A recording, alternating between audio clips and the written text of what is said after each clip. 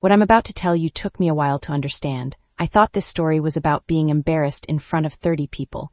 Looking back, it wasn't. It was about learning how easy it is for someone to miss your life when they've already decided who you are. My dad called me a nobody on his birthday, gave my brother a luxury villa, and everybody laughed before they realized I wasn't. I am Claire Bennett, a 28-year-old software founder from Seattle, Washington, and my hands actually went cold when my father, Richard Bennett, raised his glass and smiled. Daniel builds things people can see, he said, putting a velvet box with villa keys in front of my older brother, Daniel Bennett. Claire's still figuring things out. Some people just aren't built for big things. A few people laughed awkwardly. My Aunt June Carter looked down at her plate. Daniel shifted in his seat. Dad, come on, he said quietly. Dad waved him off. What? I'm proud of both my kids. One just gives me more to brag about. I smiled because I honestly didn't know what else to do. And the thing is, something he said right after that bothered me more than being called a nobody.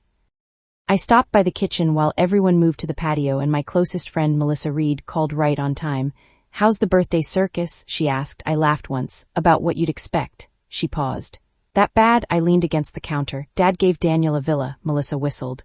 Wow, then I said, he called me a nobody. Silence. Claire, seriously? I nodded even though she couldn't see me. He said Daniel builds things people can see. Melissa sighed. He's been saying versions of that for years. And she was right. Dad called my work computer stuff. At Thanksgiving, Daniel would joke, I still don't know what she does. Everybody laughed. Nobody meant harm, which somehow made it worse. Back outside, Dad was talking to his friends. I heard him say, Daniel understands customers. That's the secret. You make people feel seen. My chest tightened. Because those words sounded familiar, too familiar, and I couldn't remember why. I drove home the next morning with iced chai in the cup holder and Dad's words still stuck in my head. You make people feel seen. I knew I'd heard that sentence before, I just couldn't place it. At the office, my coworker Ethan Walker looked up from his desk.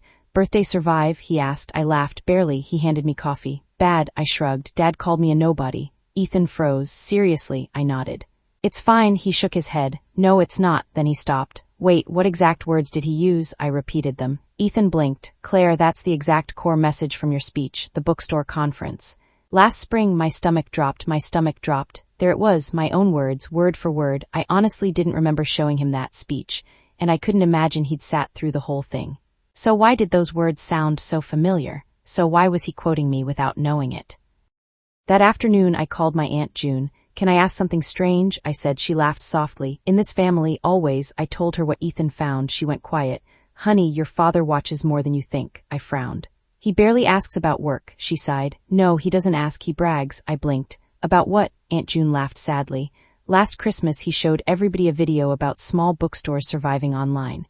He kept saying, whoever made this gets people. My hands went cold. That was my keynote. Silence. Then she whispered, he didn't know. I shook my head. No, Aunt June sighed. Claire, your father likes success. He just likes it better when he recognizes it. I laughed because I didn't know what else to do. Then my phone buzzed. An email. Subject line, Forbes. I almost deleted it. Honestly, I thought it was spam. Melissa called me 20 minutes later. Did you open it? She asked. I laughed. It's probably junk. She nearly shouted. Claire, open the email. I sat down and clicked. Then I stopped breathing. Melissa, what? She asked. I whispered, Forbes 30 under 30. Silence. No, I started laughing. No, this has to be wrong, she screamed. Claire, my hands shook. Melissa, they interviewed me 2 months ago. I almost withdrew because I didn't think any of it mattered. You what? She yelled. I didn't think it mattered. She laughed so hard she started crying. Claire, normal people frame this stuff. Before I could answer, another call came in. Dad, I stared at the screen. Melissa asked quietly, are you picking up? I looked at the phone and honestly didn't know. Because for the first time in 28 years, I wasn't afraid of disappointing him. And if you've ever spent your whole life trying to be seen, maybe you already know why my hand wouldn't stop shaking. I finally answered Dad's call. Claire, he said, almost laughing. Why didn't you tell me? I sat quietly. Tell you what, he sounded offended. Don't do that. Forbes, Daniel just sent me the article. I looked out the window. You called me a nobody yesterday. Silence. Then Dad laughed awkwardly. Oh, sweetheart, don't be dramatic. You know how I joke. My chest tightened. Dad, 30 people heard you, he sighed. Claire, I didn't mean anything by it.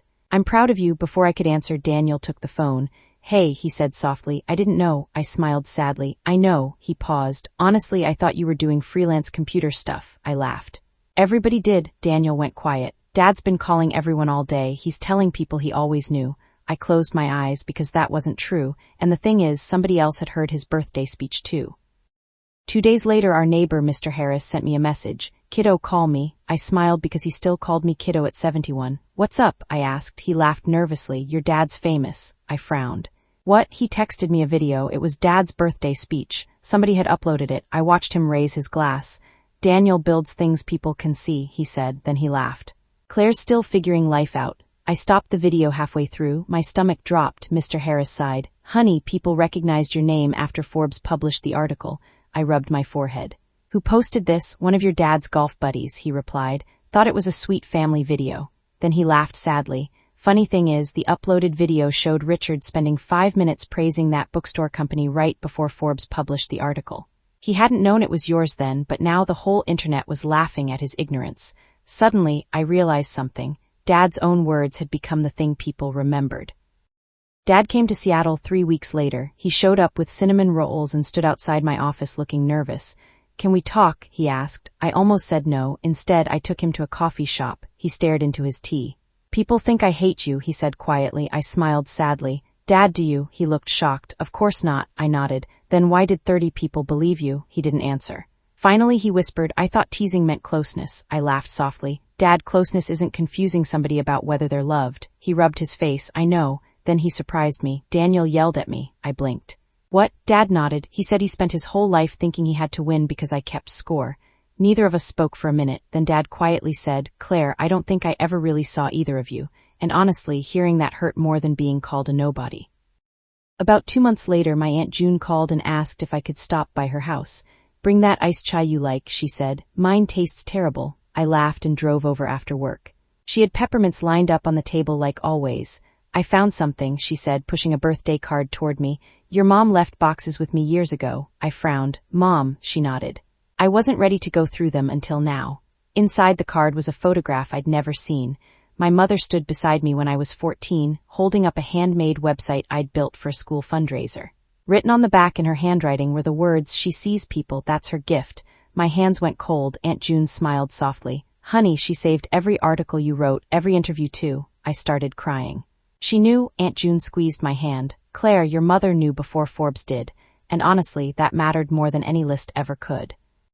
A year later, things felt quieter. Dad and I talked once a week, not about success, not about money, mostly about books and terrible coffee. Daniel visited Seattle twice and admitted, laughing, I still don't understand what you do. I laughed. That's okay, I barely understand what you do either.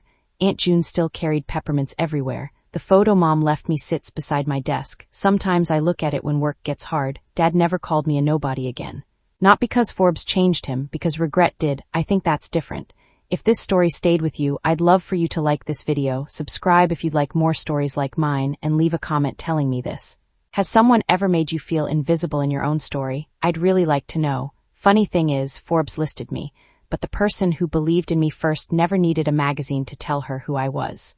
And the man who called me a nobody spent the next few years learning my name wasn't the thing he almost lost. It was me.